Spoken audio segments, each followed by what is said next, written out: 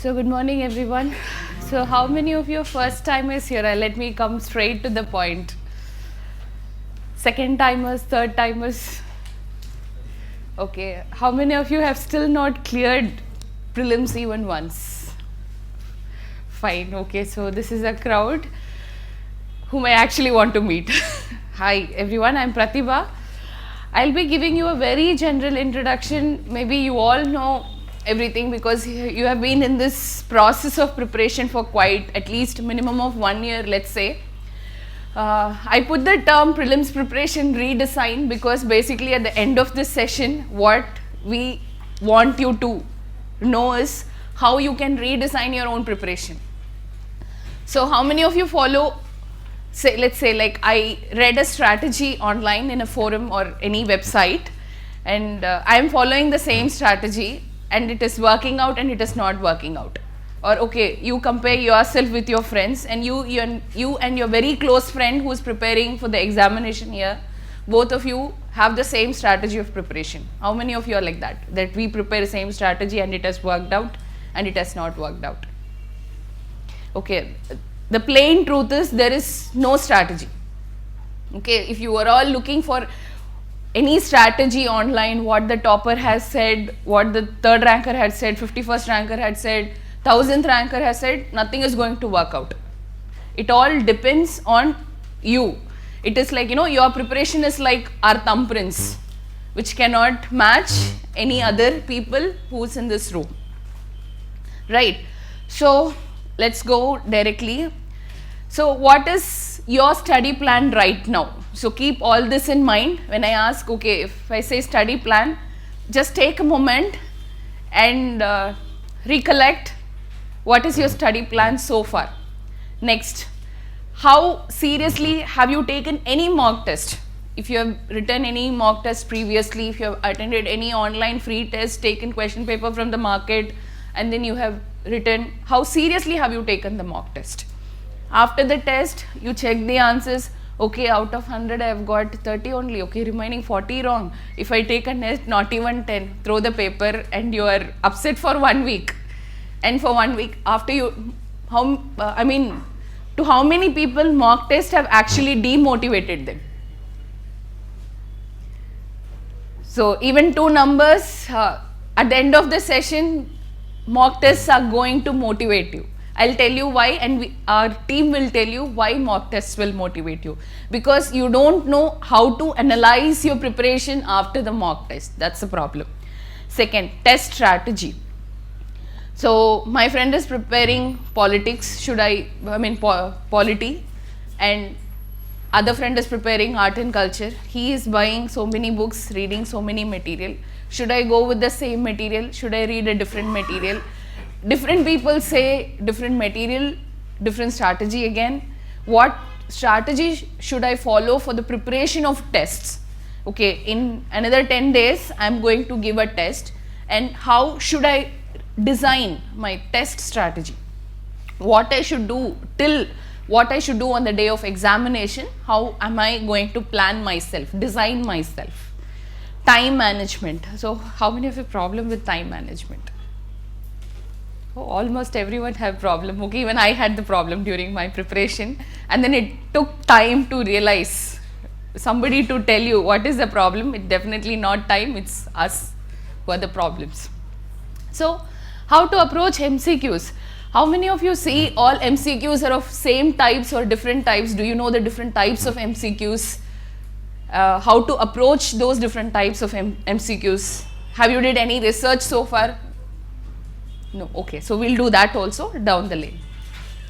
So CSAT being gone last year, did you see any impact in the results? Did you see impact? How was the impact? So do you have to prepare less for the CSAT or prepare the same level, or you don't have to prepare? I think you have to prepare the same level. They say 33% is the cutoff range, but did you see the level of difficulty in the questions? So it is, you have to prepare the same effort, just that they gave you a very flowery language, just passing is enough, but then they made the question paper difficult. So this graph actually, when we took a survey from our students, So whether they were dependent on CSAT and they were not dependent on CSAT. So around 81% they are dependent on CSAT because they know CSAT is still important part of the prelims preparation.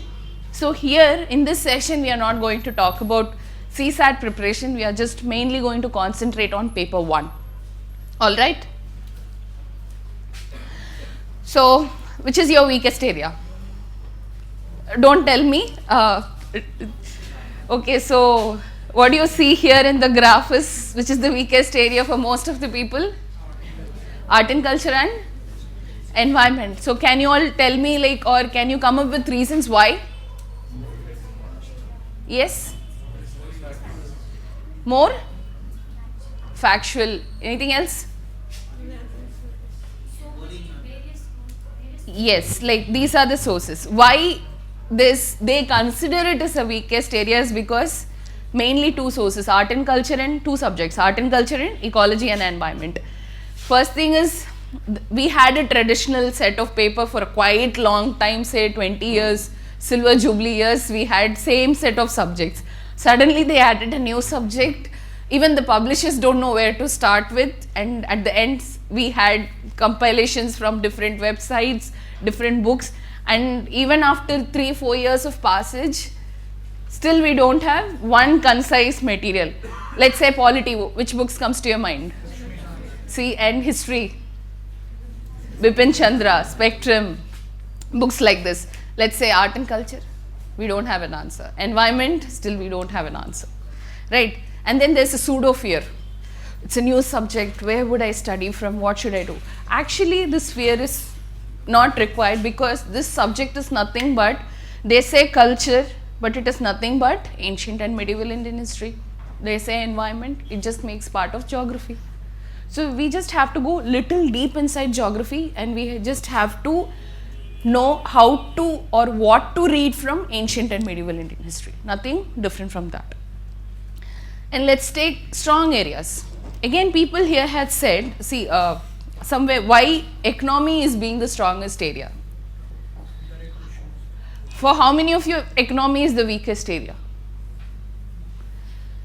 It's okay, you can raise hands. For me also economy till today is the weakest area. Why you think economy is your weakest area? What difficulty did you find? I'm not able to connect. Connect, okay. You? Same, not able to connect. I tell you, when you want to start studying for economics, start with basic definitions. Okay, basic definitions of each and every term in economics is very important. We have a very good session on economics, you can make use of it. Wait for some time. I'm just giving a very plain introduction about everything for you.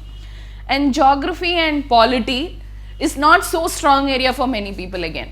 And it is not so weak area for many people again. Why? Because these students aspirants who said geography and polity are not so strong areas, they know the subject. When it comes to decoding the MCQs, they fail. They know what is what. I have read this.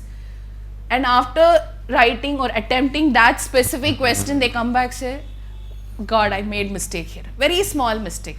It's just a twist, the term. It is there in all kind of subjects, but reading one good resource for polity and there is a good resource for geography. In spite of reading that again and again, they are making very silly mistake in these subjects. That's why they feel that this is not so strong area for them. But you can make this as your strong area, provided you prepare well. Yes, obviously. Let's see how that preparation also should be done, how it takes course. Geography and polity, there used to be a different set of questions. We'll discuss everything in detail. In every subject, how the questions are asked. In polity and geography, if you see, you know the concept, you have understood very well. The faculty in any coaching, like you have gone to the classes, the faculty has taught you very well about the concept. He touched that subject, he taught you. But why you are not being able to answer the questions is from the factual kind. The questions are moving towards analytically denser questions. What is analytically denser questions? You know point A, you know point B. These are from two separate topics. The questions are asked clubbing the topic A and topic B. So that is where you fail to make a link. So the link is usually missing in your preparation, and you have to look for the link always. For this, you have to see how the questions asked previously also.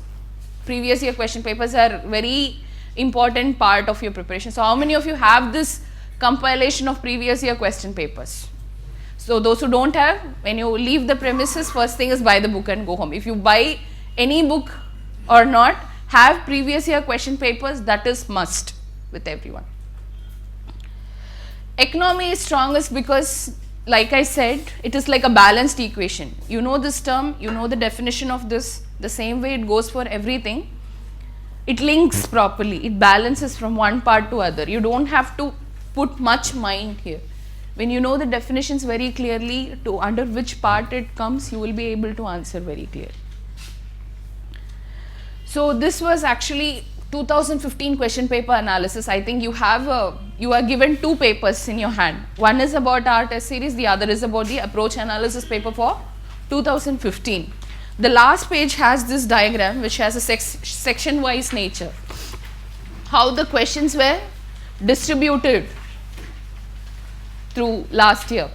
In 2015 papers, which subject had higher weightage. See, current affairs has almost 23 questions. Current affairs, does it mean exclusive current affairs, or it has subjects from different parts? It has subjects, it has its own subjects from polity, from geography. There's a table also next to your figure, you can see. So we gave some time before the session starts so that we expected you to read that whatever paper has been given it in your hand. So did you go through? So did you understand what was it? So it is also available like this in the website for the past previous 4 years also, from 2011 to 15 also.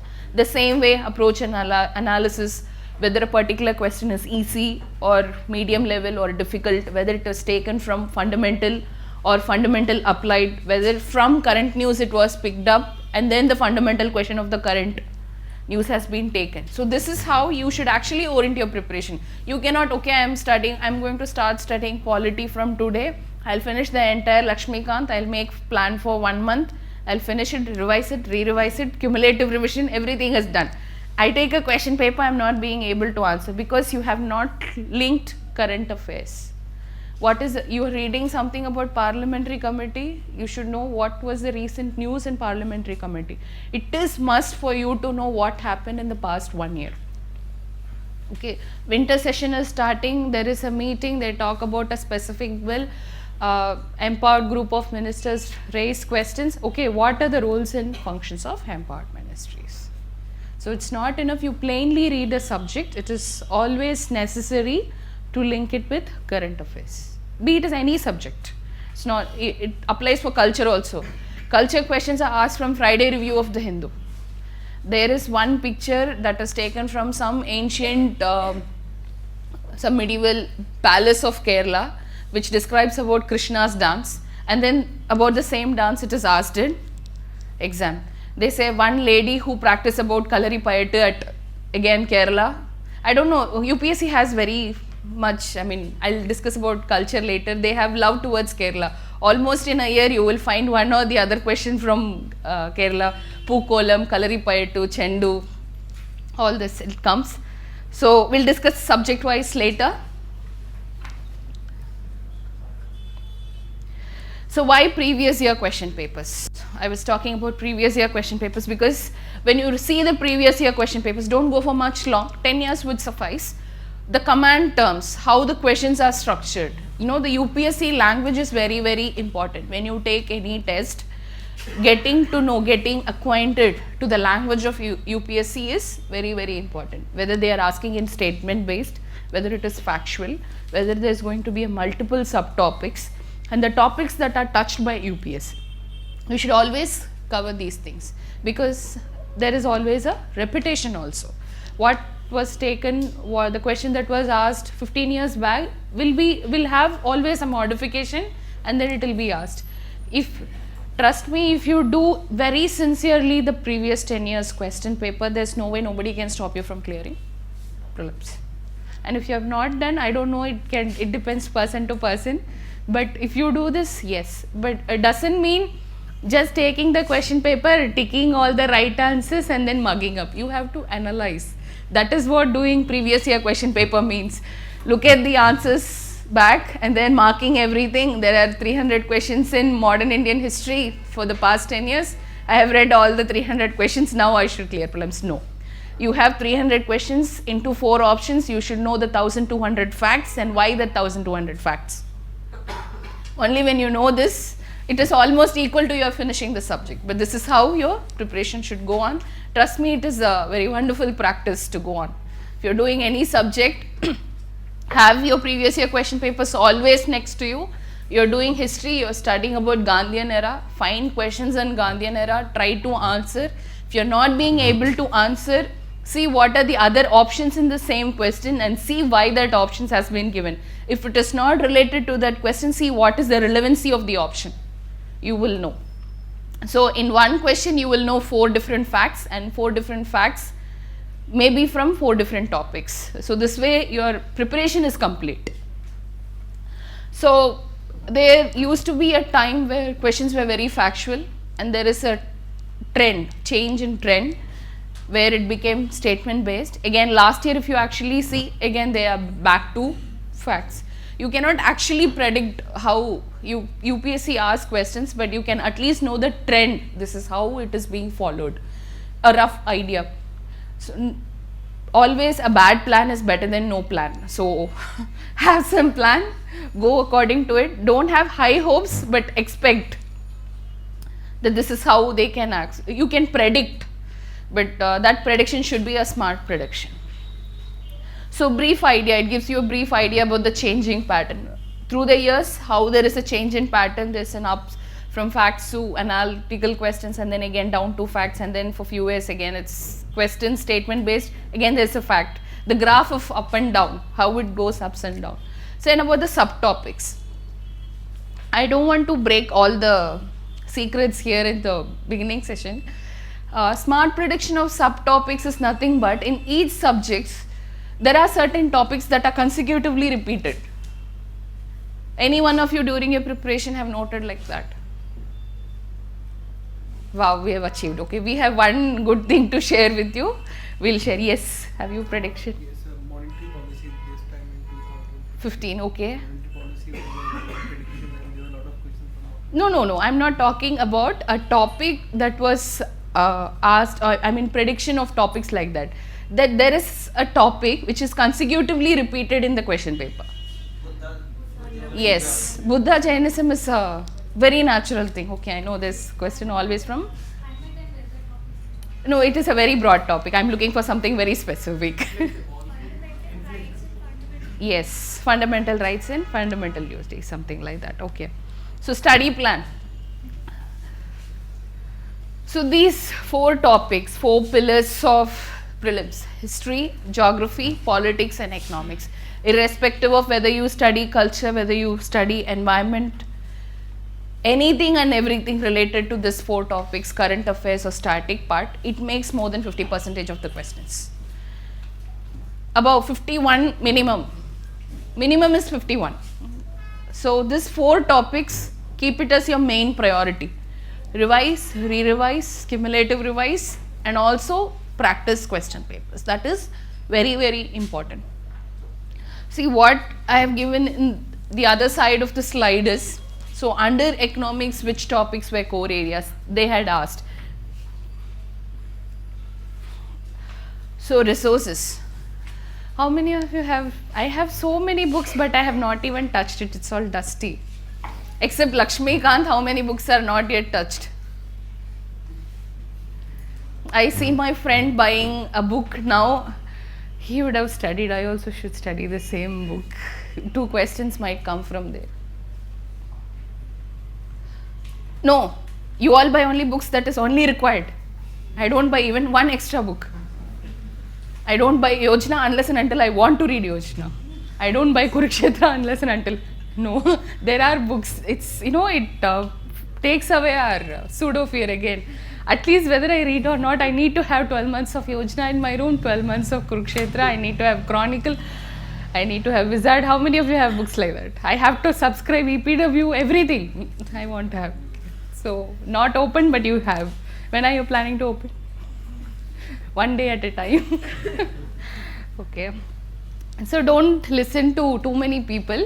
They all have their own strategy, like I said.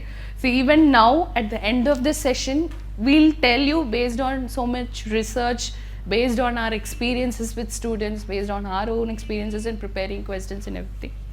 We'll give you a guidelines. These are the best things. And from that, you have to devise what you can do. Okay, there is something called your capacity. Not if everyone can become topper, then there's no need of Rajendra Nagar, right? If everyone can become Usain Bolt, then there is no need of any 100 meters practice or anything. So there is something called your capacity, individual's capacity. Try first analyze that, what you are capable of. Okay, so if somebody says it is very necessary, read Ramachandra Guha for post-independence India in mains. He has given his perspective, the way he has written is altogether different.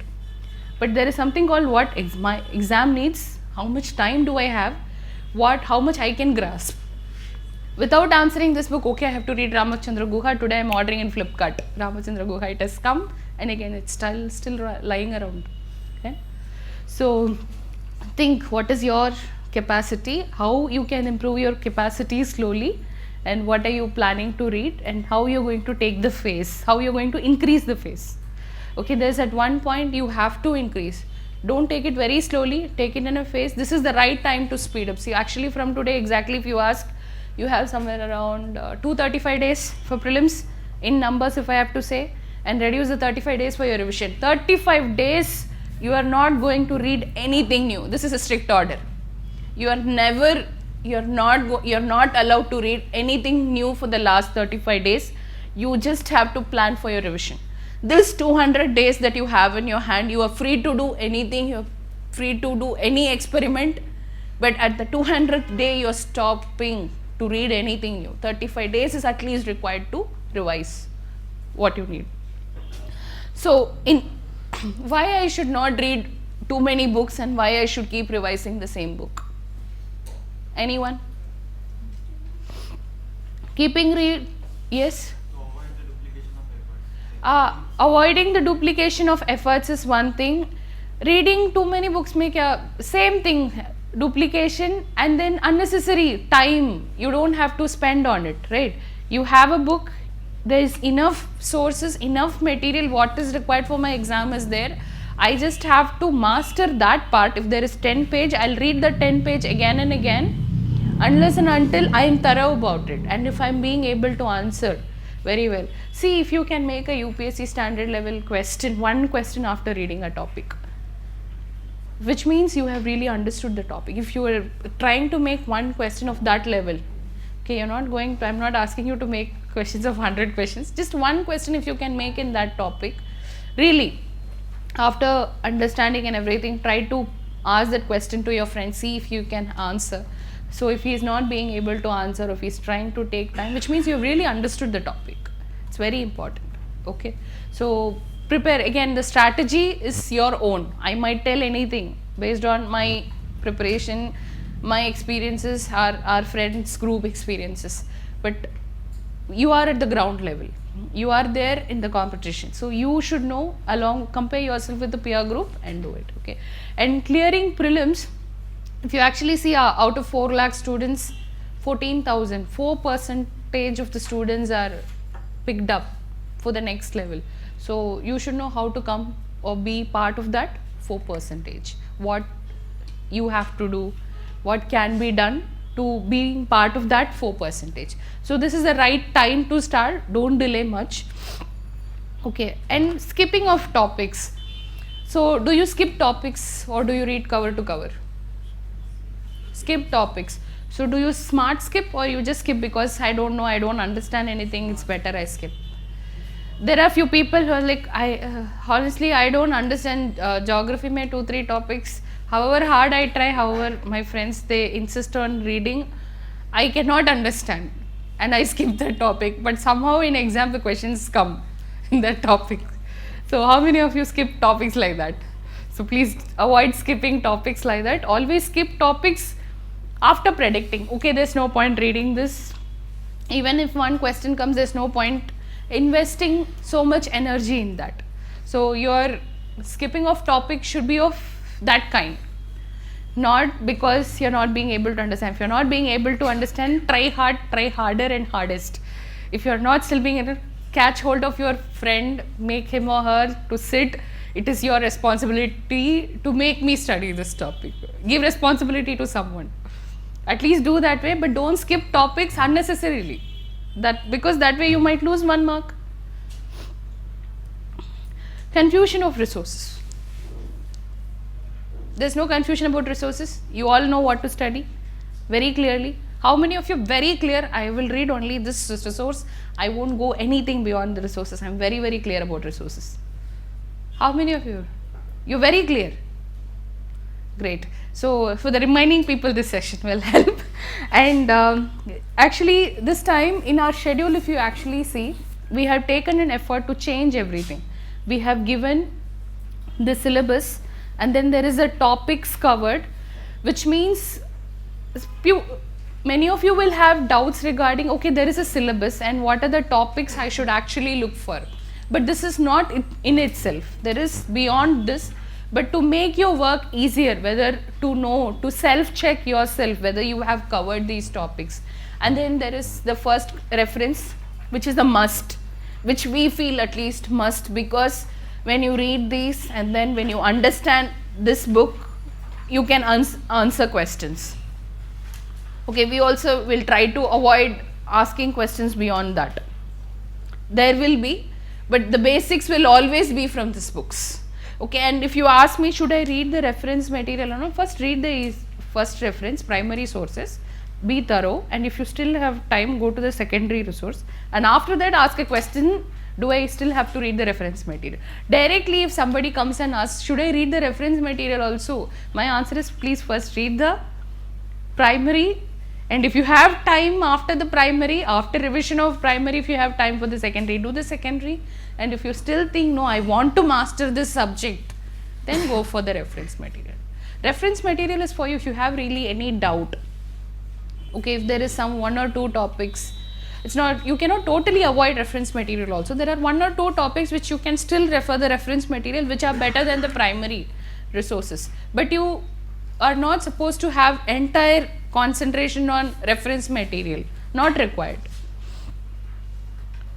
So confusion regarding, sometimes many people had confusion of resources, I mean sources from which they have to pick up, but here I see most of them have. Source types, this is what I was telling. The first one is the easy material that is available very easily. Around 35% of the questions are from UPSC, 35% of the questions are from easily available material, like NCERT books and everything. And the remaining next 45% of the questions are from essential news that you read from your daily newspaper. The news will be your main, the background. A term picked out of the news will be asked as the question. So 45% of the questions do come from newspaper. So the subject might vary. Newspaper is a general term, which I say, that 45% of the questions. But the subject inside the news, it can vary from polity, geography, history, culture, it can go to IR, economics of any kind. But reading newspaper is necessary. How many of you have not still started reading newspaper? Or confusion about which news to read and which news not to read? Okay, very less number, good, it's a very hard. We'll discuss about newspapers and everything soon. And then reference material, if you see 16% of the questions, which is 16 questions are from reference material, but around 80 questions are from your known resources, which is in your hand, where you don't have to put an extra effort. It is from that kind of place. And 4% is random websites or resources. Don't worry about that 4%. There are always in 100 questions at least 10 to 11 questions which is out of your reach. If you're and don't worry about that 10-11 questions. For very few people that questions click, they might have read somewhere randomly 1 or 2 news that might have helped them in answering that 10-11 questions. If one of your friend comes and says, you don't know this, I have answered this question, don't worry, he might have read it somewhere, he would not have taken effort to read it, it would have just crossed his eyes. You don't have to worry about that 10 questions, you have to worry about the other questions. So current affairs, till how long are you planning to read current affairs before the prelims examination? 1 month is the ideal time. Okay, so this is what most of them do. This never stop reading part, I won't agree. It's okay, for 1 month you can always, after prelims you have time to sit and read everything, take a magazine or any compiled material you can read. But its ideal time is 1 month before the prelims, because you have to give time for revision of those current affairs that you have read all along. And as you read current affairs, mark the key terms, why it can be important, what kind of questions can be asked. Whether it is, you think whether it is a smart prediction or stupid prediction, just keep it. Predict which is the topic, key term from that current affairs. Like I said, if you are seeing about Nepal earthquake, you're seeing about floods in Chennai, read everything detailedly about floods, read everything detailedly about earthquake. What is the process behind it, how it has happened. So this is very, very important. It can be also about urban development also. They say why they say Chennai floods is very bad. There's something reason behind it, they have not developed the city properly. They did not design the city properly. It can be asked in mains, it can be asked in prelims also, but we don't know how they will ask. But at least you should know to predict. You should, you should actually brainstorm. Brainstorming of what can be asked is very, very important. So direct current affairs, sometimes this year I think direct current affairs were asked, but otherwise until before this year there were fundamental questions inspired from current affairs. That's what I said now. Know the key terms and the questions are asked from that key terms or the background information of the current news. That is being picked and then they are asked as the questions. And significance of any, this mainly comes for economics. If they discuss about whole index or if they talk about Raghuram Rajan's meeting or some committee's report has come, what was the committee's report based on and everything. So know that key terms, why it is significant now, why there is a hodgepodge, they discuss, they say no, they say yes, it should be done, not done. We still, again, what we do is we try to analyze the committee's report.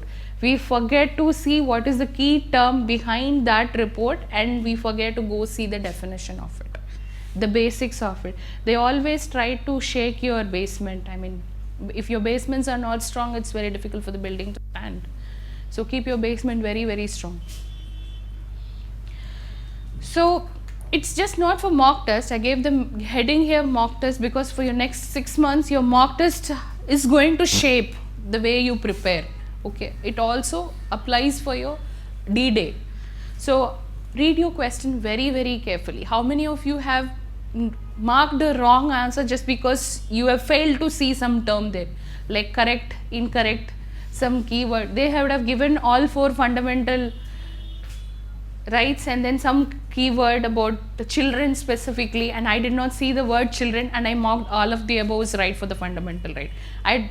But what UPSC test is, I know you know everything is a fundamental right, I just want to know, do you know which one is related to children? So this kind of thing most of us miss. So reading question is very, very important. Take time, don't get nervous like I have to finish it in 1 hour, I have to finish it, I have a lot of questions to go. And if you're stuck up at one question, it's okay, it's fine, perfectly fine. Go pass to the next question, divide your time. It's very, very important. See, always don't go in order. How many of you mark the answers in order here? So how it has helped you marking the questions in order? Sorry, ma'am. You say like you mark the answers in order of questions in the question paper. So how it has helped you? Do you think your marks has remained the same way in multiple mock tests, or have you tried to change this strategy, or even after getting the same kind of marks, I feel this is the right way and I will go with that way? You have done that.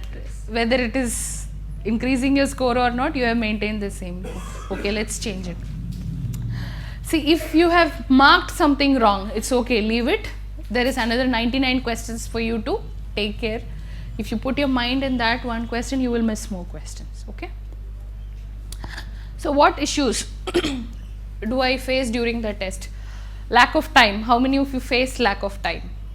2 hours is not sufficient. Okay, then I think you're overthinking. And people who never face lack of time, I finished before half an hour before the exam and I said, it means he is not really prepared. It's okay, nobody can finish a PT paper in 1.5 hours, at least my rarest of the rare cases. Based on my experience, no, you will take at least that till 10 minutes before the examination, you will take that time. Lack of time, sometimes people who have faced lack of time, it means either you are giving too much time in one specific question. Unless you get an answer, I know this answer, you are seeing a leg and you are catching hold of the leg, pulling it down to see the face. Leave it. When it's coming, it will come. Even if you leave it, that question will run in your back mind. You answer other question, that question will always be, subconsciously it will be there in your mind. Suddenly when you are answering the other question, you will get answer for that question. So don't keep trying to pull down, I want answer now, then only I'll go to the next question. It doesn't work out. So that is when you face a lack of time. You hit the paper, I know answer for this question. Pass on, okay, to the next question. Frequency of getting stuck. This is what I said. I am stuck and it's not letting me move, and this leads to lack of time. Attempting in order of appearance. Yes, sir, you. Just next time when you do this, for people who attempt the questions in order, try, maybe if you want to try at home and you're really bored, you can try ordering, appearing in the order it is given from 1, 2, 3, 4, 5, 6 to 100. And another test, appear in different sets. Like your first round, hardly 20 to 25 questions you can attempt in the first round. It can be random because you have OMR sheet in your hand. First round, questions that are for sure, without even looking at the option, you know this is the answer. Only this should be your first round answers. Second round, you can mark it for questions which you are doubtful about 2 options.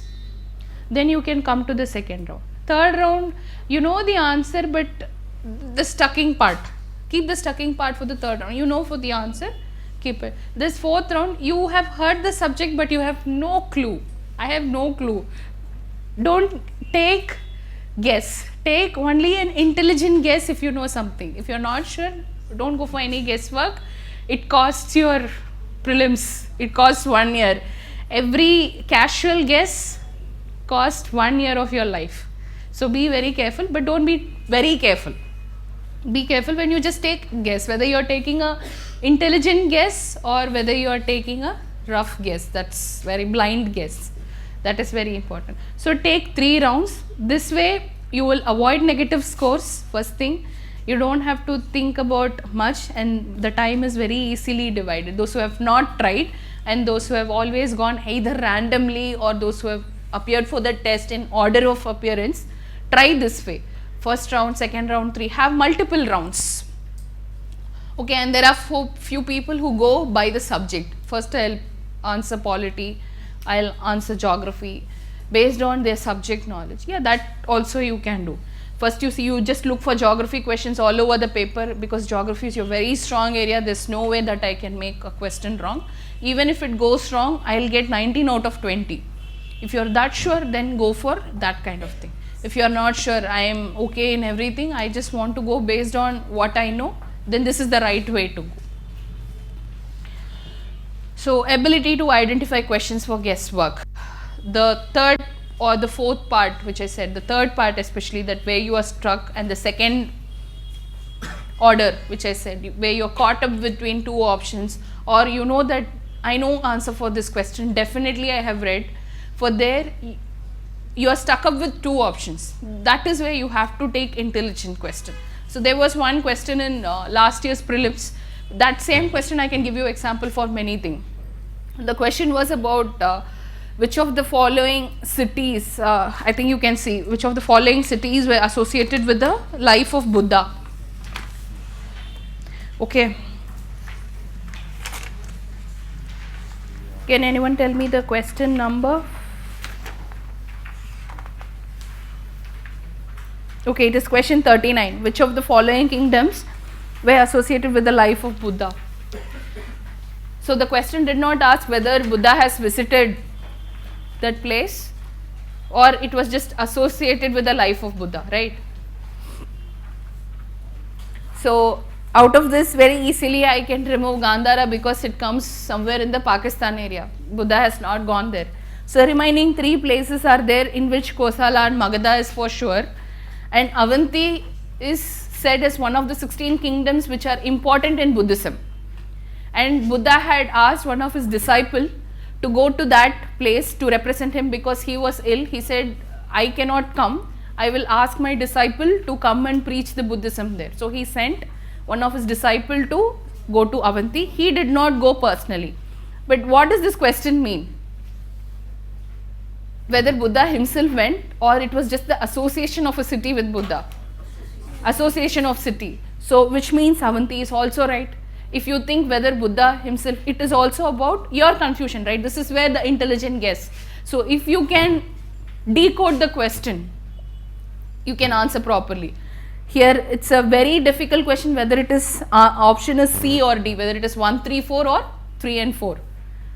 So somehow here you have to take an intelligent question, understand the question, whether should I write, whether he has gone himself there or it is just the association is enough. This is very, very important. I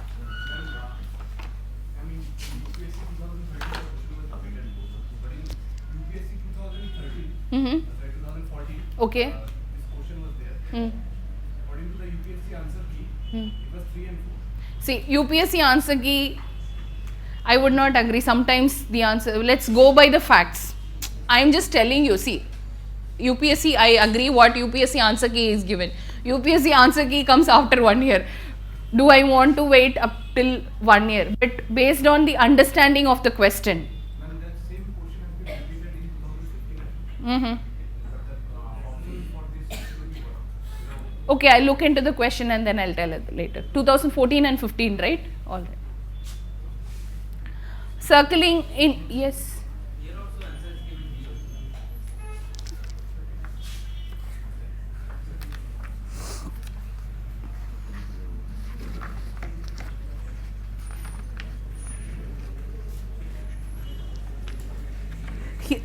See, the answer is given 3 and 4. That's what I said based on the, I did not say the answer, right answer is C or D.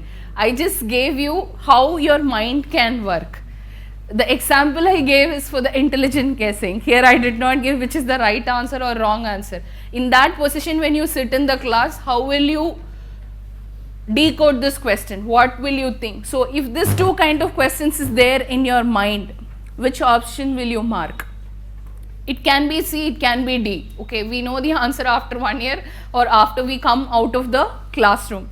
But at that point when you decode the question, what is your understanding about the question? So this is where you have to make intelligent guessing. Then circling incorrect responses, which rarely somebody has done in UPSC, they say, which means most of them they are alert, even if they have not slept the whole night previous day, still they are very alert, not circling any incorrect responses. So very rarely that mistake has happened, but that rare mistake has cost many people a year. Safer side. So how many questions do I have to attempt? Okay, I know I have prepared very well. I know I can answer good number of questions, which is a safer side for me. Out of 100 questions, 80 or 70 or 60.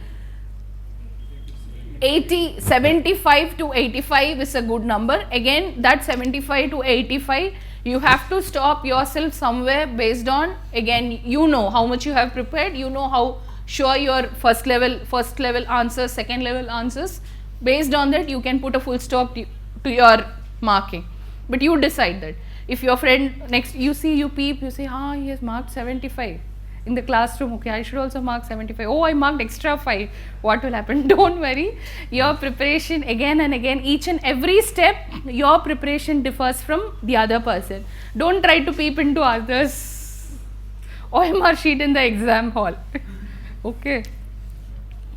Criteria for time devotion. So how do you decide to give a time for a specific subject? based on your difficulty level. No, right from now, I'm talking about now. Based on your difficulty level, or based on your previous year paper, or based on guidance of others. Leave the guidance of others, we don't want, but these two should go hand in hand. See the weightage of questions in each subject in every paper, along with that which is your difficult part. Start with that. Don't keep the difficult part at the end. If you think keeping the difficult part in the beginning also will demotivate you, maybe you keep it as a second subject, but it is high time you give importance to your difficulty level. Number of days before revision, 20 plus and 30 plus, so days. So the right time is 1 month. So before 1 month, stop your anything new preparation. 30 days, just before 30 days. So what are the things, different things you have to do during this course of preparation? This is a very normal thing which you guys will be already knowing. 1 or 2 which you might not know, those who didn't know, just get to know. So revision is not just a rereading and an isolated exercise, because as I said, keep the previous year papers next to you. As you revise, try to solve, try to know the other options also, and then along with that, use your tests, combine mock test with it during your preparation. Take any number of mock tests, but keep preparing along with your test, because unless and until you solve the paper, you will not know how the questions are asked. You have read this subject, you know polity very well. There is nobody who can teach polity better than you now. But when I ask you to solve paper, I know this, but I don't know the answer for this. Out of the 4 options, you're stuck up with options. So unless and until you solve, you give time to think about solving question, you see questions multiple times, it is very difficult.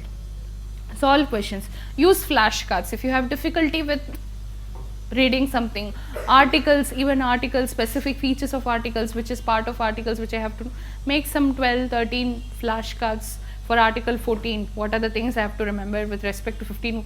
Keep revising it every day morning, keep it under your pillow morning, just revise. You can change it as you change the subject, you can keep changing it. But these flashcards which you start from now, it will help you during that 1 month preparation.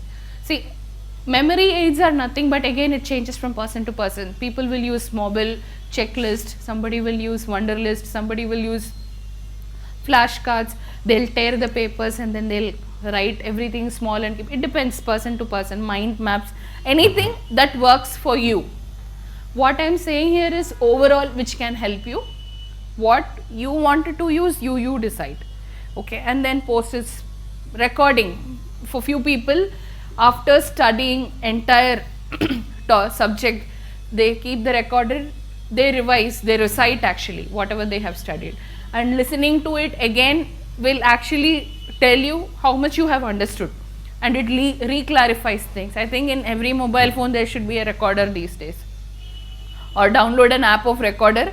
If you're okay with hearing your own voice, I think recording is a good exercise.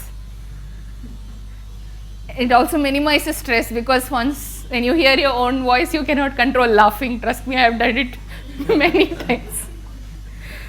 So do you have to clear prelims or top the prelims? Clear prelims, right? You don't have to top prelims. So, you know, when you have to clear prelims, you just have to be above cutoff, but you don't know a person who is sitting next to you will get 1 mark more than you. That actually changes the cutoff also. If you think 200 is the cutoff, okay, now I have got 200, I will stop, and 10 people, others who have got 210, and you are below the cutoff now. But it is always better to be in the safer side. Don't just aim for 1 mark above cutoff. Always aim for higher, but don't top. We don't want 300 marks. We just need you to clear. So why there is sometimes, you know, you think you will clear prelims for sure. Okay, but then when the results come, you know, you have not cleared. People who have not cleared prelims doesn't mean they don't know anything. They are good at their subject, they have prepared very well, but why? They fear about the consequences, whether if I have marked wrong or have I attempted more. These are some many pseudo fears that actually determines your destiny, the 1 year, the course of 1 year, many pseudo fears, but how you handle that is very important. So, and this fear is very normal. If you are experiencing fear, if you are experiencing about what will happen? You are a normal student. Okay, I have fear, okay, I am normal. That should always be there. It's not something very difficult to understand also. You see your friend who's next to you or anyone walking along the road during just before 1 month of prelims, whenever you come to tea shop, he'll always be there in tea shop. After prelims preparation, I mean after the prelims result, you see he cleared. How come? Because he's very cool. He's keeping his mind cool. He takes rests at proper interval. He gives time. And you are always sitting in the room. I'm always sitting in the library, not talking to anyone. I switched off my phone. I have deactivated my Facebook account. Be social. Be social, okay? It's good to know what others are doing. But when you think isolating yourself will help you clear the exam, I doubt that. The more you isolate yourself, the more you are in pain. Unless and until you talk to people in the last 1 month, trust me, all your hairs are like that, straight. And I've seen people walking with big dadis and all. Keep yourself fresh. 1 month is like as much fresh you are in the last 1 month before the prelims. You can do that right from now. The more fresh you are, the more you accumulate good things. The more you keep dull about yourself or you want to show others. It is like as if you have lost your partner or girlfriend or boyfriend. I have lost something in life. 1 month you're going to write an exam that's going to take you to a very higher level in your life. And the way you portray yourself is like, I don't have time for this, I don't have time for that. It's okay, take time. Talk to friends. It's okay, WhatsApp.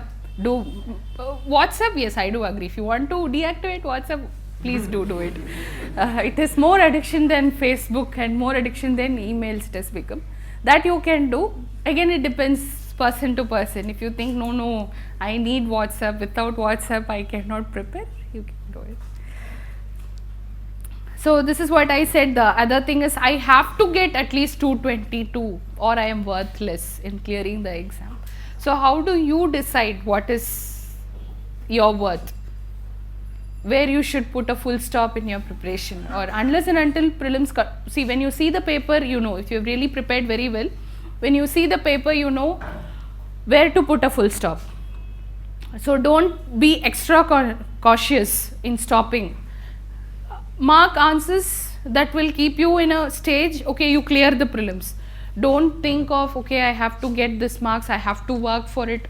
This adds more pressure when you sit inside the class. That's not required. So no matter what, if I don't clear, there's no point sitting inside this room. Nothing like that. When you take that kind of fear or that kind of things, you tend to mark wrong. You tend to overdo things. So do it normally. You have, before entering the exam hall, have a mindset, okay, this should be my range depending on kind of questions asked. I will either increase or decrease the questions.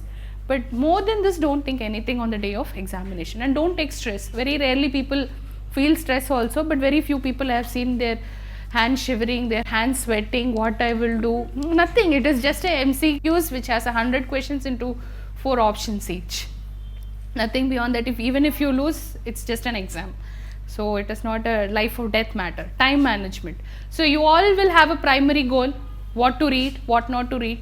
There will be a secondary goal along with that, okay, I have to on a regular basis. This is very, very important. Always keep track of your preparation. How many have writing diary? Very few maybe, I think very few. Or to-do list. Every day I have to do. Okay, at least those who have to-do list practice, or those who have practice of writing diary, get a small notebook. Just see for 1 week. If it is not working out, leave it. Just because I said maybe, I think you can try. For 1 week, track your performance on a daily basis. What you have studied, how many pages you have studied, and evaluate yourself whether you have really did it well, whether you have prepared well. So that kind of evaluation do for 1 week, and after 1 week you see whether it is worth.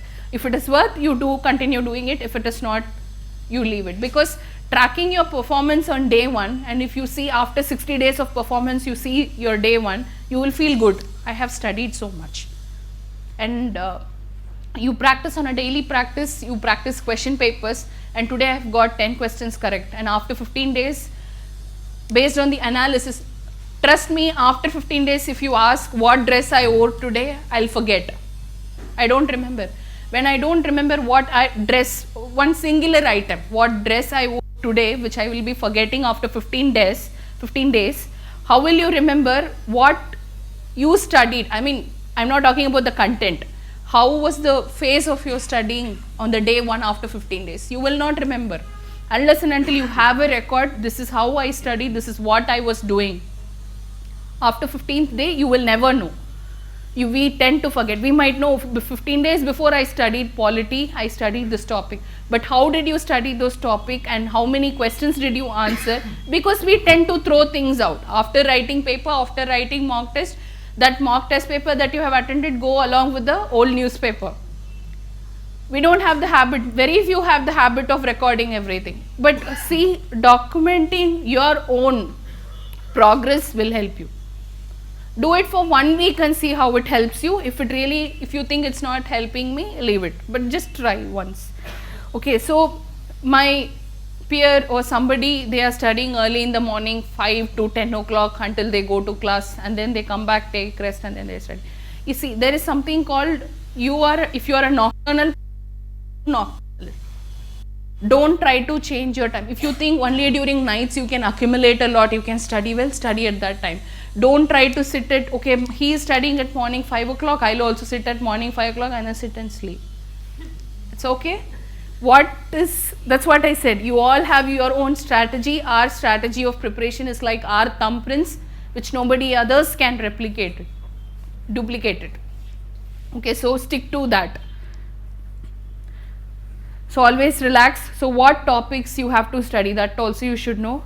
So manage yourself. See, every one of us have the same time. Every one of us here in this room have the same 24 hours, the same 7 days, same 365 days. But what he is achieving in that time, I am not being able to achieve because I don't manage time properly. Time is doing its job for decades, centuries, years, millions of years. It's doing its job properly. It rises at the same time, sun sets at the same time, except few minutes ups and downs. But what we have to do at that time is what? We have to decide. If we don't manage ourselves in the given time, we will not be able to do. So conquering GS prelims, what to study, what not to study, how to study, where to study, in the coming sessions we will see. So the syllabus of GS prelims. So decoding the portions, how it will be decoded, now we will be seeing everything. So now we will start with decoding the subject. We will start with polity, then we will have geography, economics and every subject wise. So what you have to look for and what you should not look for, how to prepare and everything, they will say. Thank you.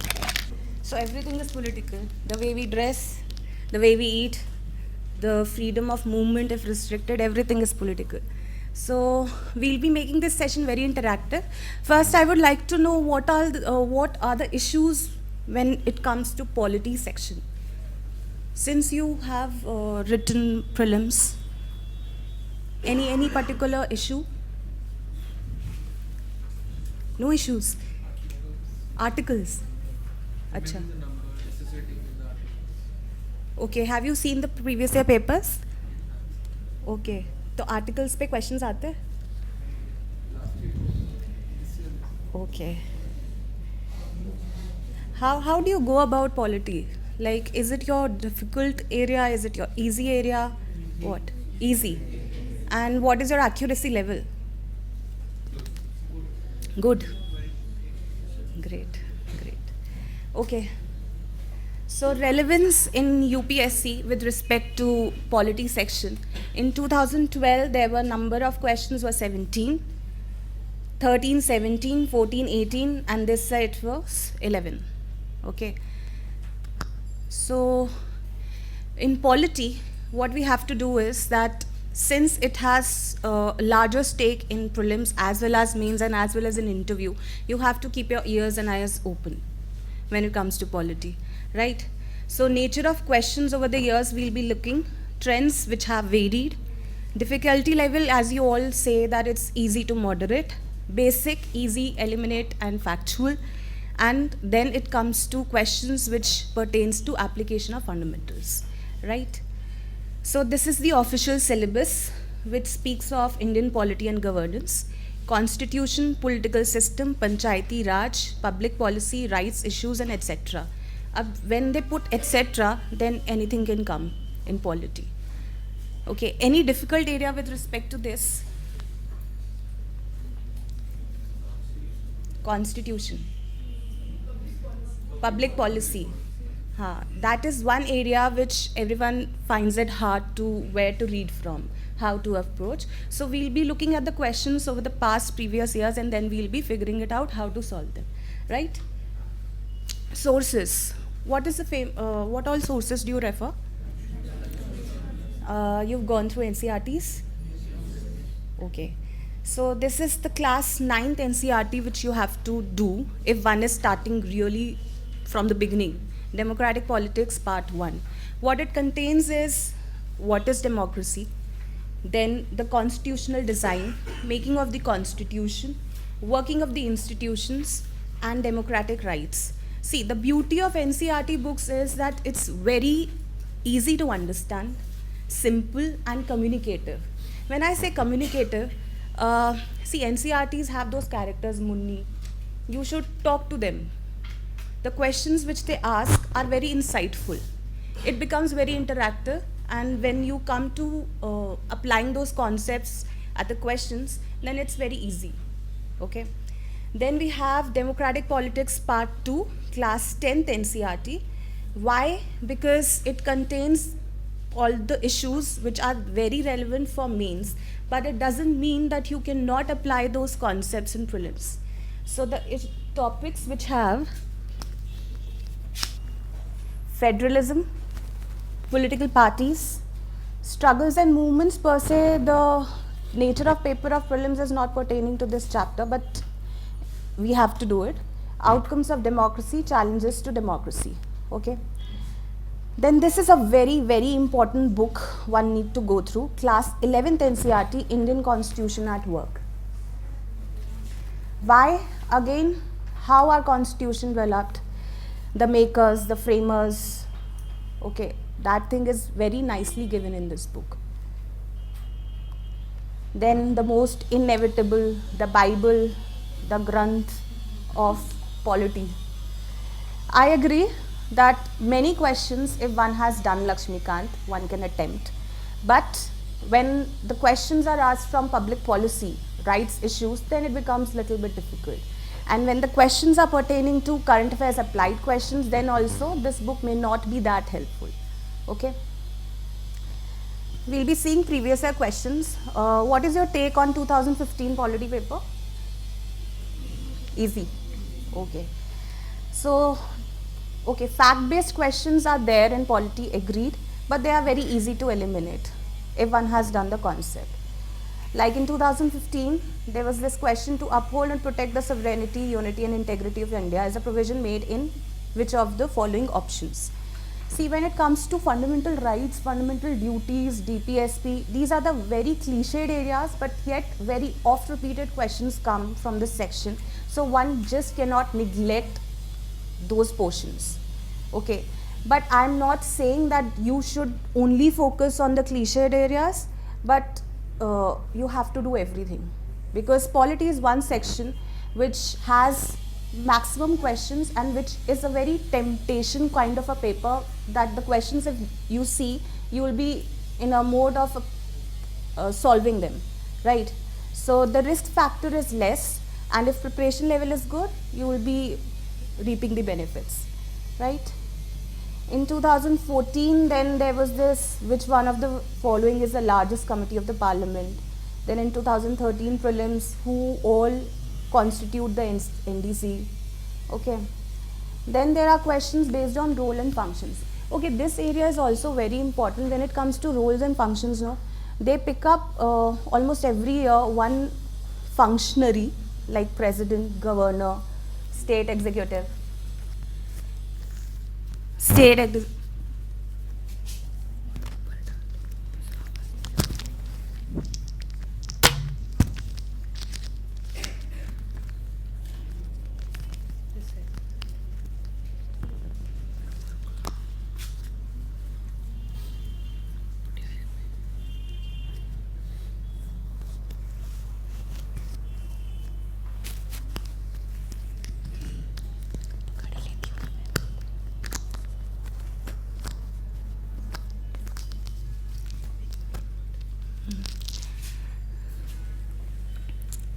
So, role and functions, which of the following is or are functions of the cabinet secretariat? So what you have to do in such questions is that what is the specific role of the agency or the functionary, you have to be very clear on. Okay? Any doubt with respect to role and functions? No? Okay. Then there are questions based on Panchayati Raj. Since Panchayati Raj is specifically mentioned in the syllabus, there are questions directly picked up from that topic. So Panchayati Raj is to be done very thoroughly. Okay? In 2015 prelims, this question was there on the fundamental object of Panchayati Raj. Right? So why do they ask fundamental object? Why don't anything else? What do they want to check? The basics, yes. If the basics are clear, I think UPSC polity section is very much manageable. Then in 2000 prelims, with respect to Panchayati Raj, they have asked PISA.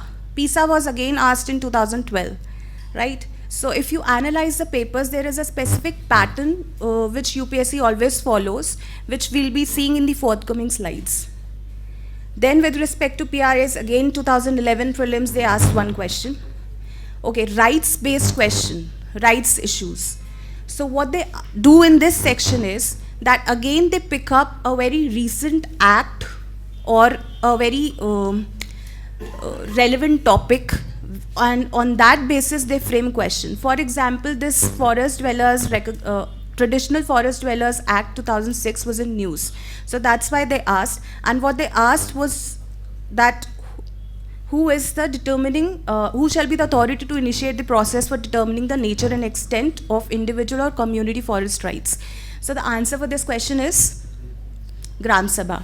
So when you see those questions and the options, when you see, if they are framing a question on a rights-based question, the authority will always be the lower level, right? Then there was a question on consumer rights. There's always one ad na, Jago Grahat Jago. So you always see those ads in the TV, you hear it in the FM. So do you have that urge to find out on consumer rights? No? Are you want to become a civil servant? Can you be unaware of the rights you have? You will be motivating the people to claim for rights, right? So that's why this thing is there in the syllabus, that otherwise the aspirant himself should be very aware of what rights one has. Okay? So this question may, even if someone did not have any idea on consumer rights, then also this question could have been done.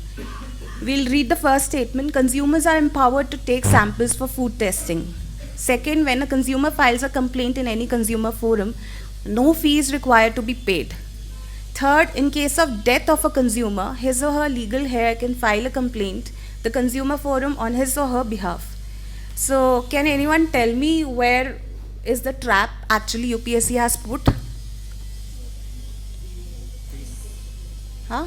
No fees required. No fees is required. Okay, anyone else?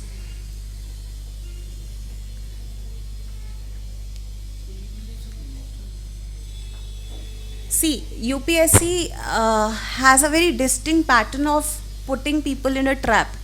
There is always one statement which is carrying extreme words or absolute words which are nothing but no, none, always, never. So when they are there in the statement no, you should always be very alert. Can there be no fees? At least nominal fee should be there, no? 10 rupee, 15 rupee. So this word was actually a trap. If someone would have put it in and applied a common sense, then that question could have been solved, right? So there are always questions which doesn't need specific preparation, but applying common sense one can do. Okay? Then public policy based questions. This is the most threatened area. No, not actually. Again, these questions are very, very common sense based. The question is, the endeavor of Janani Suraksha Yojana program is. Now what they are asking in this question? The objective.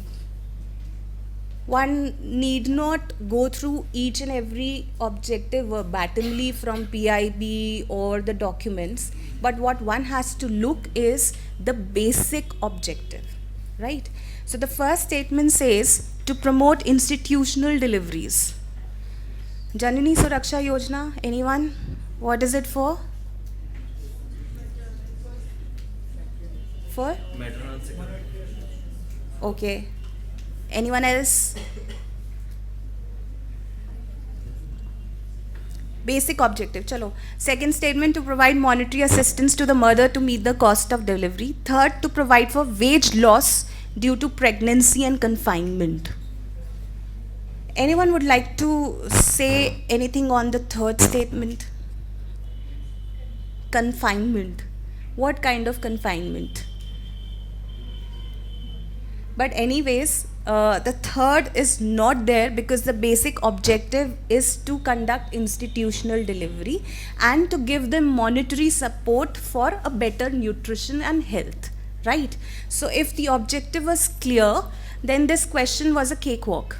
So you should not be fearful when it comes to attempting public policy questions, because in policy based questions what they're asking is the fundamental objective.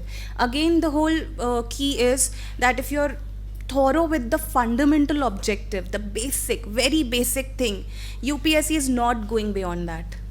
Trust me, it's not going beyond that. Had it been like that, then the questions would have been very difficult. Were they difficult this year? So what were they playing with?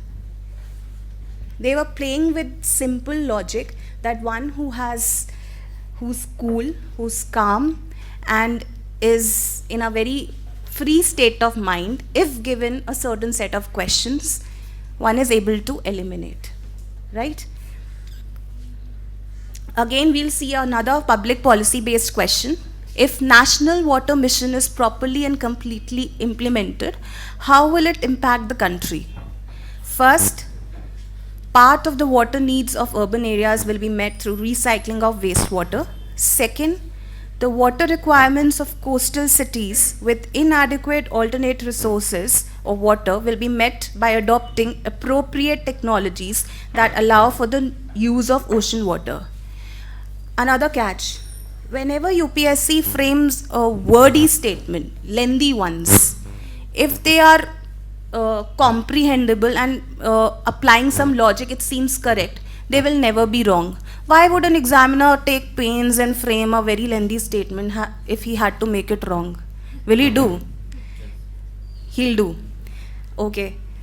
If he'll do, then he'll be using very negative and extreme words again, the absolute words. Not, never, always, all.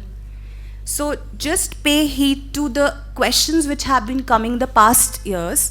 If the statements are very lengthy, usually they are not wrong, but what you have to search for is a very absurd word or a thing which is not being able to, one is not able to think that it can happen. By reading this statement, it is very logical that the water requirements of the coastal cities with inadequate alternative resources of water will be met by adopting appropriate technologies. That's what National Water Mission could do, isn't it? The third is all the rivers of Himalayan origin will be linked to the rivers of peninsular India. Is it an objective of National Water Mission, or will it be done by interlinking of river project? Okay, so what they are doing now is comparing whether you know the two broad things of what the government is intending to do. One is that whether you are clear what all are the objectives, the basic objectives of National Water Mission. If you are not clear, then they are making a statement or putting a statement which is pertaining to the other program which the government wants to implement. Fourth, the expenses incurred. This is a very funny statement. The expenses incurred by farmers for digging bow wells and for installing motors and pump sets to draw groundwater will be completely reimbursed by the government. Again, I want an extreme word, completely. See, UPSC is doing like this. So you don't need a specific preparation as such, but yes, basic objectives have to be done.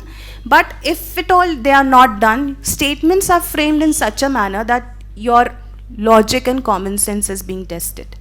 Completely. It cannot be done. And the second and the third statement is a part of interlinking of water project. So is this question difficult? No. So I think public policy questions will be now much easier if you see those questions in a different light. Again, we are seeing another public policy question with reference to NRHM. Which of the following are the jobs of ASHA, a trained community health worker? See, again they are asking a question based on a functionary's role. We keep on hearing ASHA workers. You will be posted in districts or areas where you have to make ASHA workers more aware, right? To bring a change, you need to work at the ground level, no? So what they are checking now? That do you actually know what ASHA workers do, right? So again, if you don't know it and apply some logic, you can easily solve this question.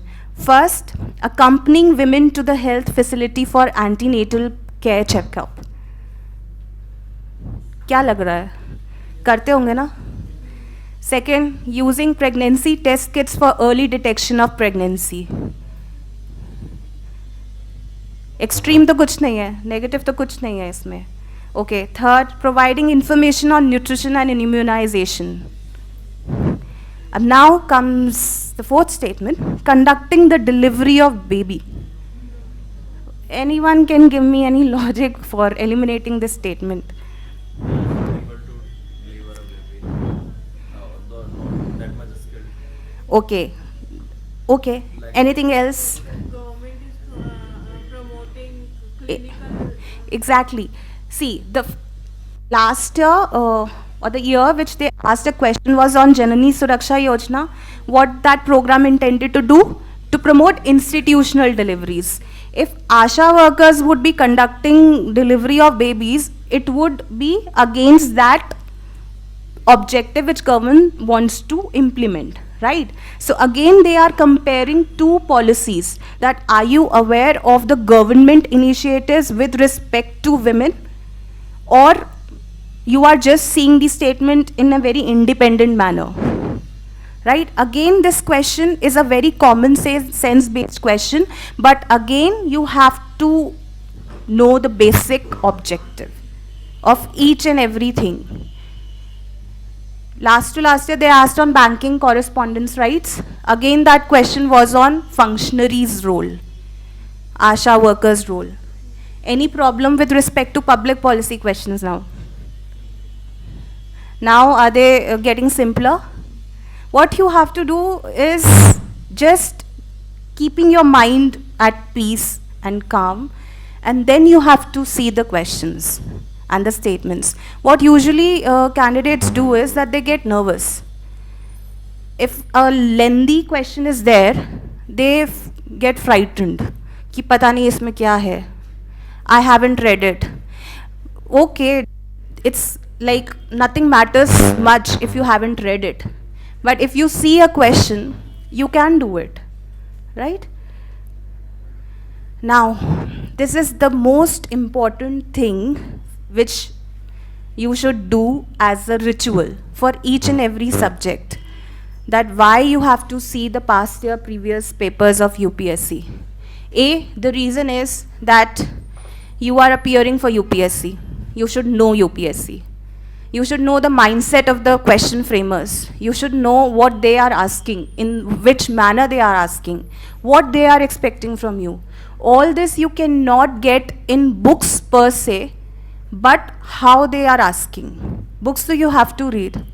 But then what other thing which you have to do is that how UPSC is asking question and what do they expect.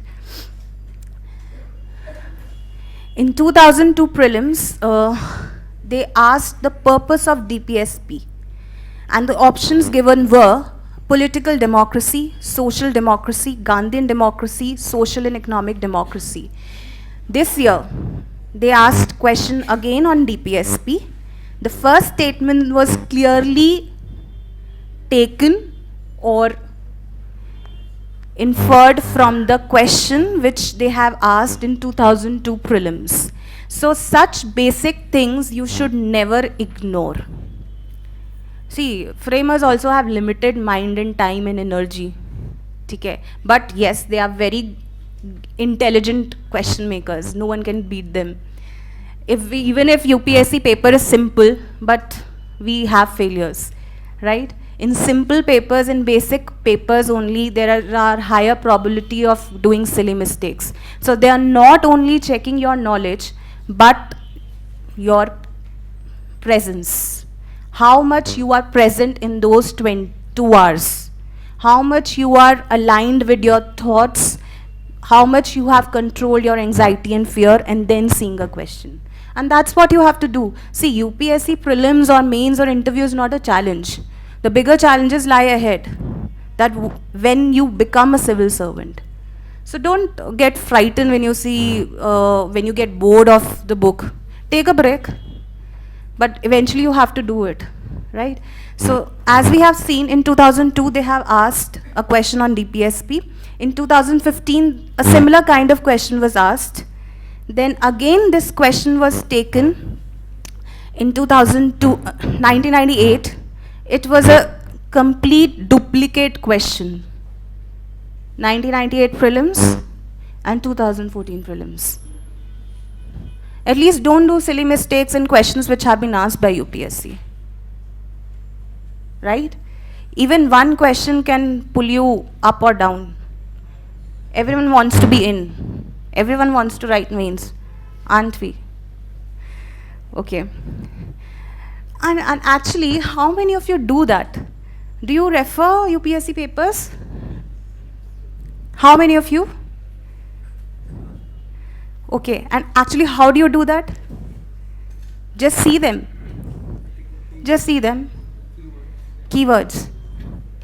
Actually, you need a specific preparation to read UPSC papers. You need to devote time. How? What they have asked, you should think why they have asked. What they have asked, how deep they have gone, that you should analyze. From where are they picking up questions? So even if you are reading the same, if some source you are reading, and you are not able to attempt a question from that source, then please give yourself a break and check that book out.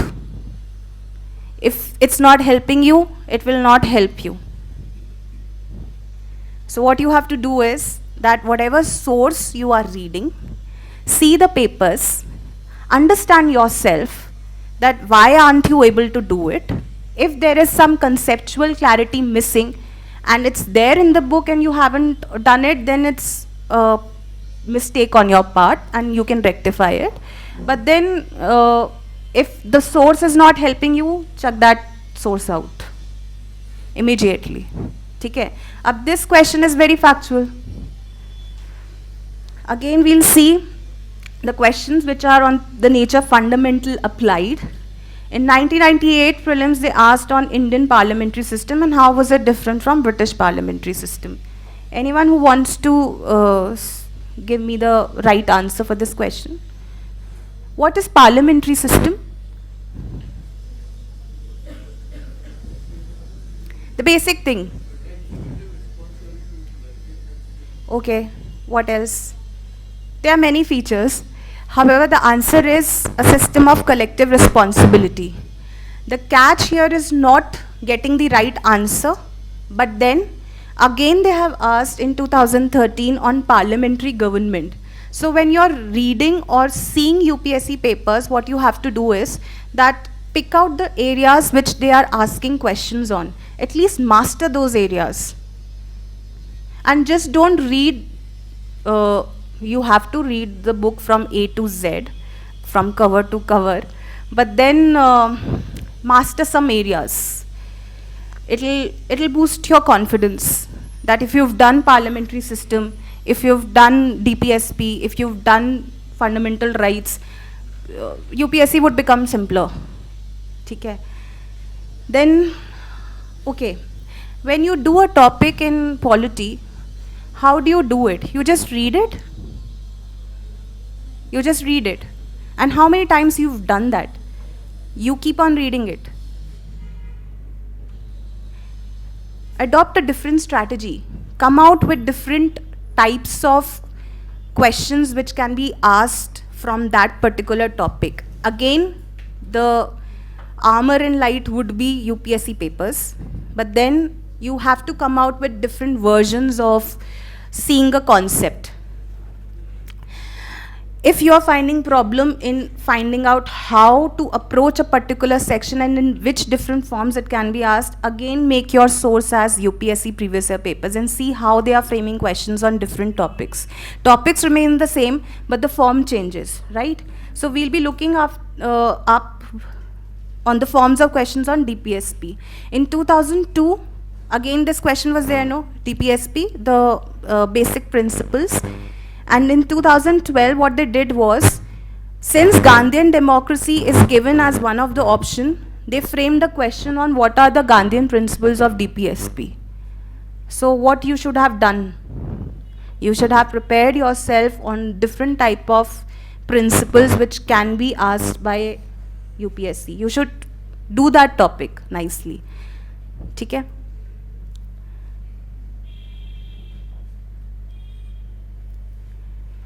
Now, in 2013 prelims, again, there is a different nature of UPSC asking question on DPSP per se.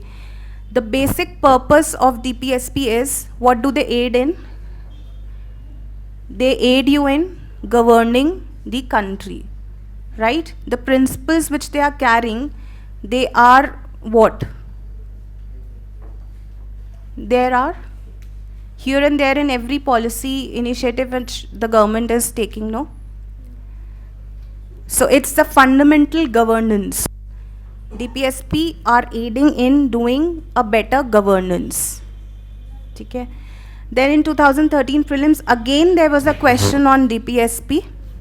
Economic justice as one of the objectives of Indian Constitution has been provided in.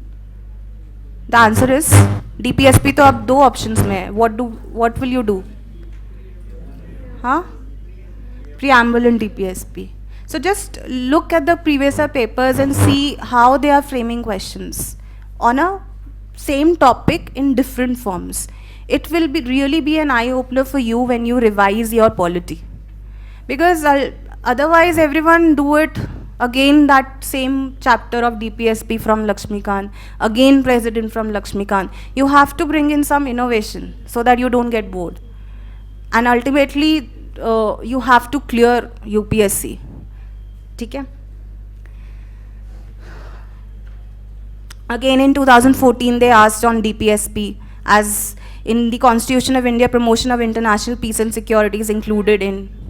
In 2015, again they asked on DPSP. See, the topic remains the same, but there are different forms of questions. Then how do we predict polity questions? Has anyone done that? अब मैंने बोला that CBI has raided Arvind Kejriwal's office. So what you should look in that news? CBI. That CBI has power. Power है उसके पास. What are its powers and functions?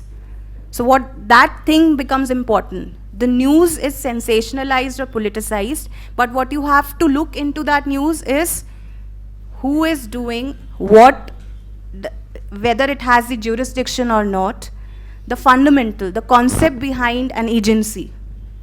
Okay? ऐसे करते हैं predict थोड़ा सा. In 2015, there was a question on joint sitting. Anyone who knows क्यों आया था ये question? अच्छा. Okay. Do you make notes? कैसे बनाते हो notes? How do you make notes? Anyone wants to share? Bullet form. Okay. But if it's an article, then you have to take it in a different way. What side they are telling it in. Okay. Okay. See, there was this news in 2015. Actually, it's going on for a long. Center hints at joint session route for bills. Why I have taken out a screenshot from the Hindu, because everyone reads it. So what you have to look into this news is how and what you should search. You must have read this news, ठीक है? But notes बनाते हुए, or when you have to poke yourself that do you know everything about joint session? How do you do? When you read a news, do you remind yourself that do I know about joint session? Do that if you're not doing it. If you see a news, remind yourself, ask yourself, be communicative. See, if you are communicative about your own issues and problems with yourself, you will be in a better position to crack this exam. Because everyone has this caliber of getting through this exam, ठीक है? But क्या होता है that sometimes people don't know the right strategy, or they don't get the right guidance, or they don't know the right source. But in polity, everyone knows the source. Then what you have to do is that when you're seeing news, you have to see the concept, that whether you know it or you don't know it. तो आ गया अब question joint session का, गलत भी हुआ होगा despite of reading the news. So then the problem lies किसके अंदर? यूपीएससी. यूपीएससी ने सिंपल पूछ लिया, सिंपल पूछ लिया इसलिए सिली मिस्टेक हो गई. ओ गॉड, सिंपल नहीं पूछना चाहिए था. Had it been difficult I would have done it. UPSC is not doing that. They are checking you on simple things. 2012 prelims में again this PISA Act came. It was in news, that's why it came. PISA वैसे भी सुनते रहते हैं, PRIs ये सब.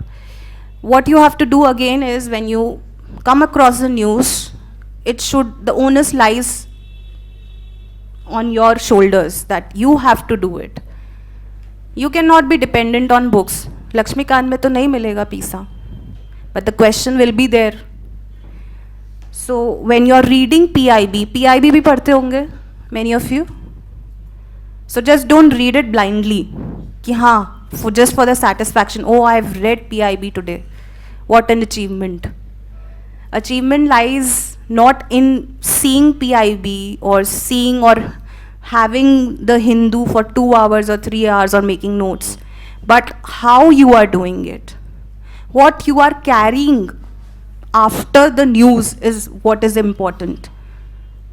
ठीक है, अब पढ़ लिया PISA, क्वेश्चन भी आ गया, तो you should be very alert. Again this 2012 में adjournment motion had come. तो अब भाई है तो simple, but again the question was lifted from the news. FDI price rise in 2011, lot of debates were going on. Meera Kumar was not able to handle the sessions, so she applied this thing, adjourn the session. अब जब adjourn बोल दिया, you have read the news. Again you should ask yourself, what is adjournment motion? क्या basic purpose है? Question was very basic. The purpose. See, they are asking a very basic thing, purpose. इसमें you don't have to confuse yourself. If you are doing that, it's a big blunder. You are closing the doors of UPSC yourself. ठीक है? अरे simple है UPSC. It's very simple. Be alert then. PAC, 2G scam, coal scam. PAC हो गई form. Then who would do PAC? UPSC had asked question. ठीक है? Based on that news. This question came on National Legal Services Authority. After having a look, people assume that अरे यार ये कहाँ से पूछ लिया, अब तक तो DPSP कर रहे थे, ठीक है, अब ये National Legal Services Authority भी करना पड़ेगा. Oh my God. Why news? Because the newly appointed CJI, Altamas Kamir at that year, was the chairman of National Legal Services Authority. तो अब भाई you have to dig in facts. CJI बना है, he was a chairman before being nominated. So who would do? UPSC is doing that. So just be aware of the news, not only aware, but also carry it forward. Do it from the net if you are not having in a source. Okay? And now, how to study polity? How do you study? How to make polity interesting? Articles रटने नहीं होते हैं. You don't have to mug up things. They are not asking per se on articles. Are they? No. आएगा एक question आएगा ना maximum. उसके लिए 495 या 395 आर्टिकल्स नहीं. You don't have to learn them. Basic articles, the oft repeated articles, the articles related to again fundamental rights, DPSP you should know, president पता होना चाहिए, पंचायती राज articles you should be very clear, ठीक है, certain articles. But in my opinion, if you have read Lakshmikant or polity umpteen times, 2-3 times, the articles sink in you. You don't have to make an extra effort to do each and every article. ठीक है, so the prime focus should be on conceptual and clarity on the fundamentals. Then what you can do is compare and develop linkages. See, this really helps. I'll tell you how to do it. And then the last thing is try not to mug up things. If you'll do that now, you'll get confused. Either if you have to mug up things, develop linkages. कि अच्छा वो करता है, president has the power to appoint this, but he cannot remove. But he cannot remove. तो वो जो but होता है ना, वो link होता है. In this, you are not ratifying the fact. You are comparing two things. अच्छा वो appoint करता है, but remove नहीं करता है. ठीक है? President. पढ़ लिया बहुत बारी लक्ष्मीकांत से. You've read it all. 2 times, 3 times, 4 times before prelims. But question again confuse you. Question में ना हमेशा president parliament का option ज़रूर होता है. And then you get confused. So you can do it like this. When you have read president, you have a fair idea. You can consolidate that thing in one page. President, broad categories. ठीक है, appointment removal पे question आता है. You do it like that. कि constitutional bodies, what constitutional bodies are appointed by the president, non-constitutional bodies कौन सी appoint करता है, then in removal, how do we go about, what he does, parliament में broadly what are his functions, what are his role, is he a part of parliament? This is a question 2-3 times UPSC has asked. हाँ ना, है ना? तो एक broad category, make a broad category on parliament, judiciary, touching the areas where president is. It will make your life simpler, much. Polity फिर और easy लगेगा. ठीक है? You can do like this. कि when you've done president, just see emergency में what are its role, the broad things, the broad categories, and it will be very helpful in revising the things. ठीक है? अब जैसे मैं एक example देती हूँ, that president appoints SHRC, NHRC, but he doesn't remove, he doesn't appoint the SHRC members, but he removes them. So who appoints SHRC members? Governor. ठीक है? तो यहीं पर वो clear हो गया. You will not get confused. Okay, SHRC he does not appoint, but the removal power lies in the president. So if you compare the things, it will be easier. You can draw mind maps. इस पे भी questions come. Parliament and state legislature. ठीक है? Structure, functioning, conduct of business. Issues पे when you have to do, you can do it from mains perspective. But you can always compare. See, state legislature में structure is governor, CM, state com, legislative assembly, legislative council. Parliament में structure ऐसा है. फिर functioning में you can make broad categories and compare.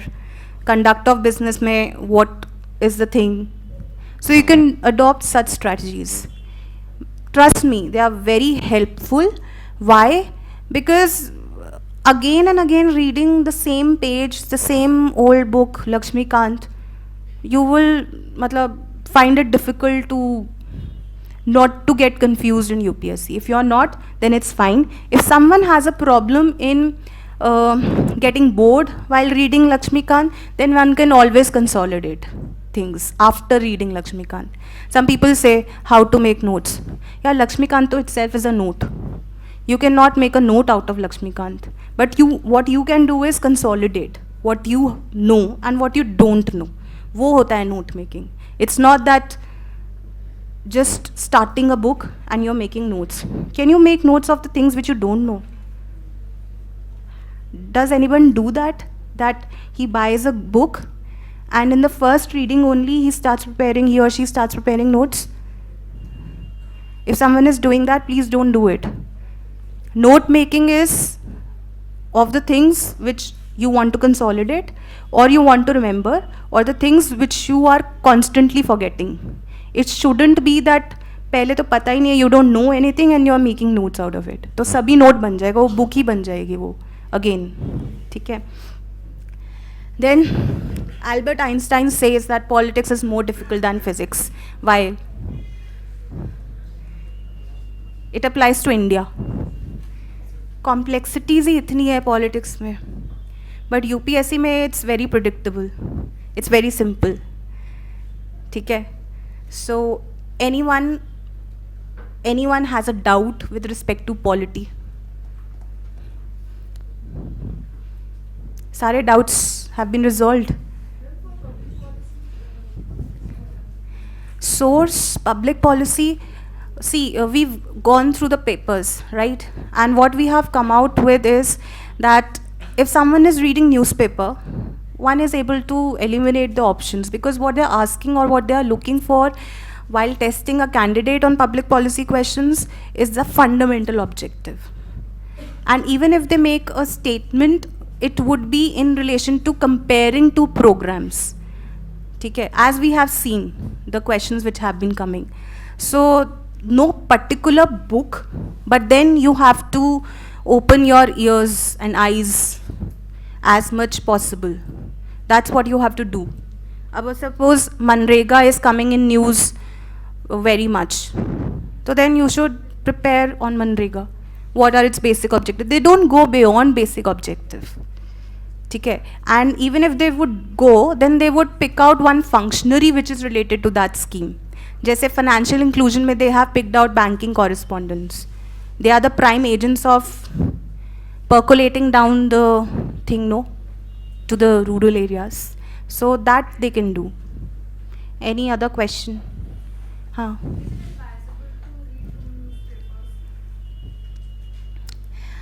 Actually, one newspaper is enough. But then to look into the other dimensions, you may not per se read another newspaper, but then you can just Google. You have to prepare a topic. See, you have to prepare a topic from different dimensions. Newspaper can also give you, but Google can also give you. Okay, so don't make a separate time for reading two newspapers. One newspaper is enough. But if you think that you want to know more on this topic, then just Google it. No need of reading two newspapers religiously. Okay. What do? You read newspapers, two newspapers. That's what, na? You are wasting your time. Prepare a topic. See, abhay Hindu mein what the news is coming, it will be mostly be there in Indian Express as well. So what you have to do is that see a topic. Pick out a topic if you are not knowing, if you want to prepare for mains, because prelims mein you don't need too many newspapers. But for mains you might require for a topic to have dimensions and information, but not exactly the opinion of the newspapers writers. Okay? So stick to newspaper. One newspaper is more than sufficient. Okay? Any other question? Should we prepare the pending bills also that have been discussed last month but were not able to go through?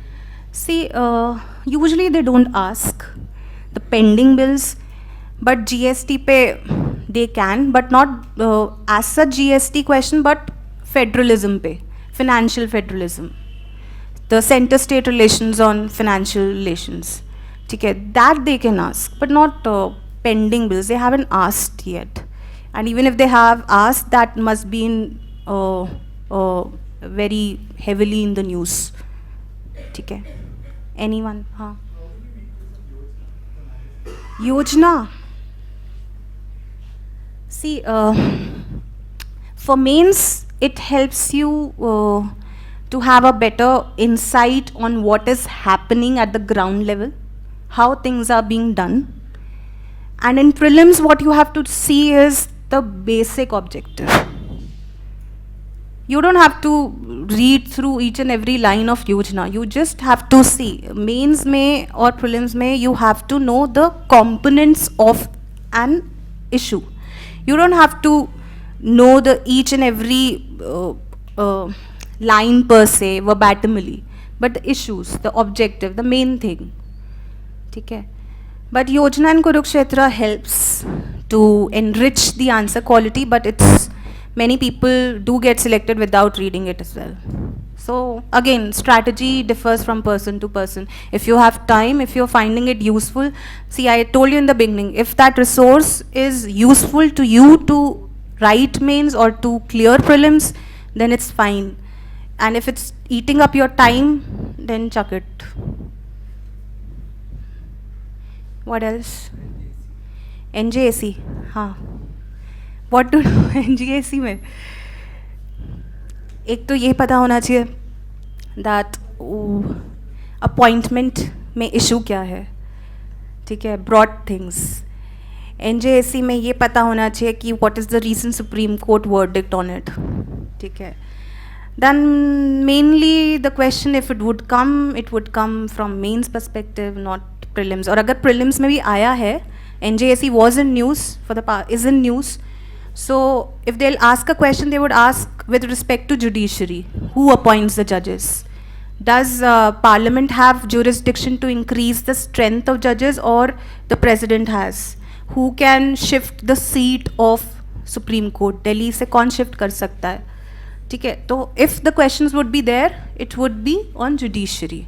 If you want to follow NJAC, then you have to look into the judiciary per se for prelims perspective.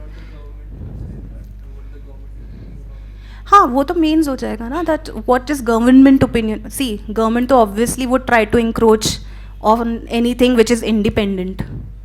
ठीक है, but पता होना चाहिए everything. The dimensions, basically the dimensions, what are the issues, because the syllabus also explicitly says for mains the governance issues.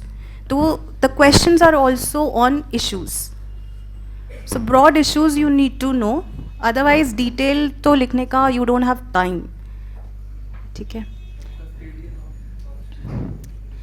हाँ, custodian of the constitution. भाई उसका answer तो it seems the Supreme Court, but we are yet to we are waiting for UPSC's official key, but answer to वही है Supreme Court. Custodian, why? Because see, it's the final interpreter, so he's the protector.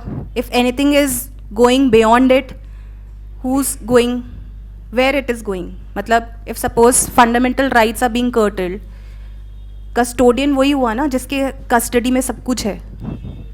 So if your rights are violated, you are not going to the president, you are going to the Supreme Court. So if someone applies logic, because it's not explicitly given in Lakshmikant, but we have in our analysis found out that it is given in one CBSE book. ठीक है, but if someone applies logic, custodian means protector. If someone's rights are getting violated, one is going to Supreme Court, not the president. ठीक है, anyone?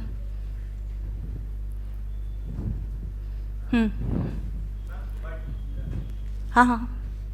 But in the oath taking by president, it's like he is protecting the constitution. Yes, I agree. See, protection to president is given. Again, the logic is derived from a very simple version. Custodian means protector and interpreter, final interpreter. So the dilemma is there. It's one of the dicey questions. UPSC is the final authority. Everything given in their answer keys is put in stone. No one can erase it. ठीक है? तो but on surface it feels it's Supreme Court, but we have to wait. Yes. As far as the roles and functions are concerned with, so if we consider like CBC, CIC, so we study that it seems to be okay, right? Priced it up. But as far as the questions are concerned, again, when we come up with the objectives, the options of the question, we are still stuck in between somewhere. So how to, conquer that? Conquer that. See, if you see the questions which have been coming on roles and functions, it's very basic and explicitly given in the book. Again, the problem, I will not say the problem, but the issue is that how you are studying it. That means you are not focusing on the right thing. UPSC is asking a very basic question and you have to focus your energies on the right things. So you only have to see how UPSC is framing question, because they are not framing question or not, they are not twisting any statement when it comes to polity basic fundamentals. They are not doing that. They are picking out the right statement from the very core book. Lakshmikant se you will get all the information. So then the issue is that you are not reading in a right way. You are not understanding it in a right way. So when it is an issue of understanding, then that means you have to focus your energy on that particular topic very comprehensively. Okay? Anyone? Done? Polity done? No more fears? Fear तो था ही नहीं polity का. अच्छा हाँ. Bare acts. See, again, they are not asking question on articles. Even if there would be and you are finding it problematic, then there would be only one question. But however, one question counts. So if they are asking a question from the articles per se, they are asking a very important article which pertains to fundamental rights, DPSP, या बहुत ही cliched कि impeachment कौन से article में, वैसे तो वो नहीं पूछ रहे. हाँ, 10 schedule they are asking, so schedules should be there on tips. कितने schedules हैं? Basic thing, they are not going beyond basic. ठीक है, वो तो इतना बारी you have read लक्ष्मीकांत, अब तक तो पता है आर्टिकल 14 से ही शुरू हो रहा है राइट टू इक्वालिटी. 15 तो नहीं है. Anyone?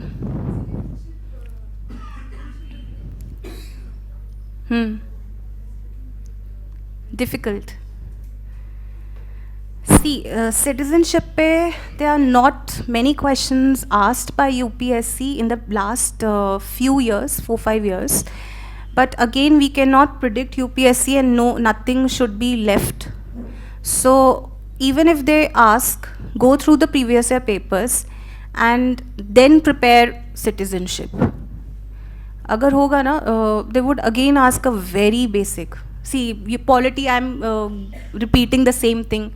They are sticking to basic fundamentals, and that's what you have to do. If you are finding a problem in a one particular topic, citizenship is one chapter which no one reads that frequently.